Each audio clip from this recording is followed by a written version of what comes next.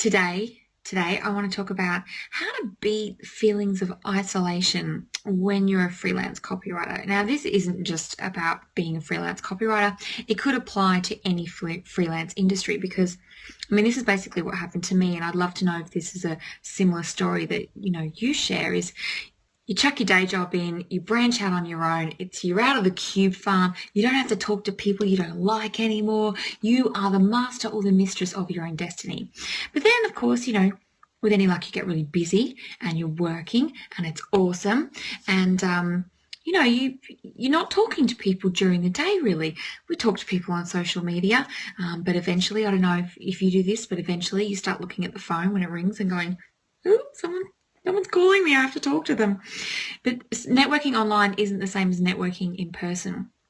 And what I found is I was working, and eventually kind of trips to the shop were the only real kind of interaction I was having with people. And you don't really, bond with the checkout lady or checkout dude all the time.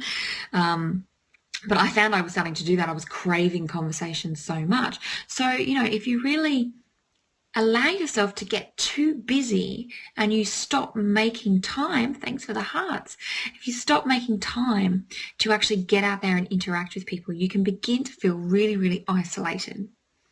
And this is especially so if you're a parent as well, like you're actually at home with little people all day, but you're not having adult conversations, and your adult conversations can be quite limited.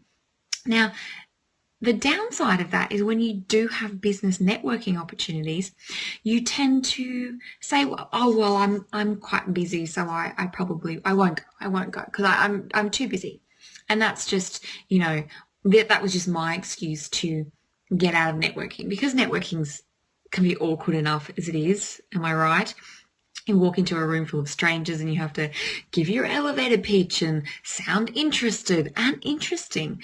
And if they are torturous for you, I do recommend you keep practicing at them. And this is part of what I want to talk to you about today, because one of the core skills of a copywriter is empathy. Kylie says, I'm an introvert who loves working alone. I get out every day with a dog and a cafe and beach to connect. That's exactly right. I actually was talking to my husband the other night, and I was saying, I've worked alone for so long now that I do crave isolation, and I find big social events a little bit tiring now. I just kind of want to come home and have a cup of tea and, put my gym jams on and be alone. But I was just going to say one of the skills of a copywriter is empathy. We need to understand how other people have work. I've just got a question. How long have you been copywriting? I started Copyright Matters, my business, in 2009, but I was actually copywriting as part of my marketing day job for years before that, but I've been a professional freelance copywriter since 2009. That's a long time. Well, wow. That's right.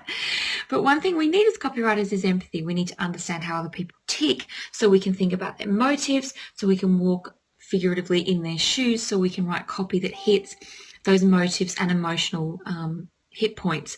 So when we don't connect with other humans in real life often enough, I think we lose that ability it becomes harder for us to imagine how different people will behave and act and react.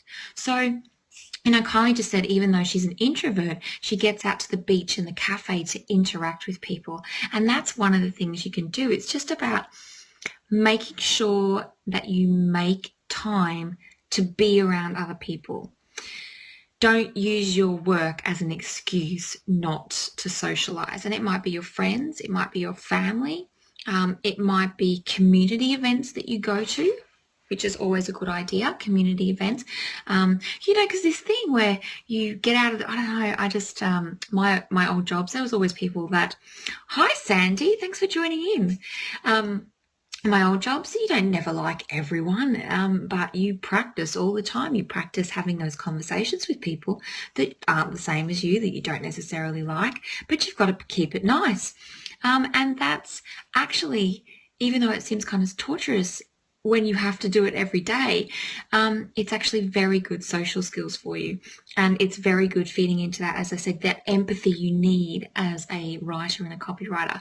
So going to business networking events can give you that kind of, that sharpening of that skill set, because you're not going to always have a fabulous, amazing time, but you're going to meet interesting people, and you're going to have to think about how to talk to them. You're going to have to learn how to draw them out as well. And those are incredibly important skills as a copywriter, because you need to draw information out of your clients.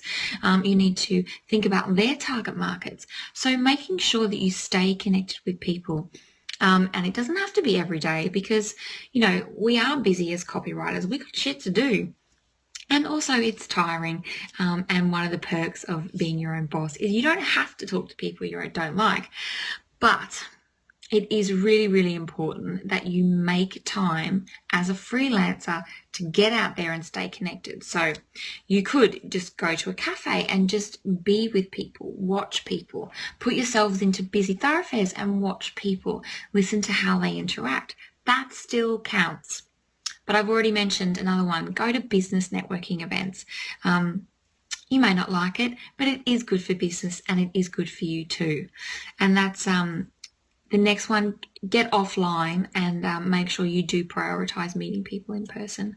Even if it's friends and family, just be around other people. And I'm not leading into talking about depression and stuff like that. That's, maybe for someone else to talk about. But as I said, connecting with people will make you a better copywriter, even connecting with people you don't like. That's it. It's simple, it's straightforward, but it is incredibly important to your writing skills that you do it. So that's it. This is just a really quick one. Sometimes my Periscopes are long, sometimes they're short. But I'd like to thank everyone who's been leaving comments. I've been seeing the hearts come up. It's really nice to chat and not feel like I'm alone, which, is exactly what we're talking about, right? But I also record these and I put them on YouTube. So you can find me at Copyright Matters TV on YouTube and see all my previous Periscopes. You can go to copyrightmatters.com and read my blog posts. I've got a free copywriting mini course on there, as well as my paid courses. And you know what, I said get offline and don't necessarily leave all your networking to social media, but find me on social media. I do like to feel connected with people, and I do spend a lot of time on social media. So thanks for tuning in. Thanks for the hearts. Thanks for sharing it on Twitter. And Sandy, loved it. Well done. Thank you very much. Catch you next time. See you later, everyone. I'm gonna just let those hearts pop up. Love me some hearts.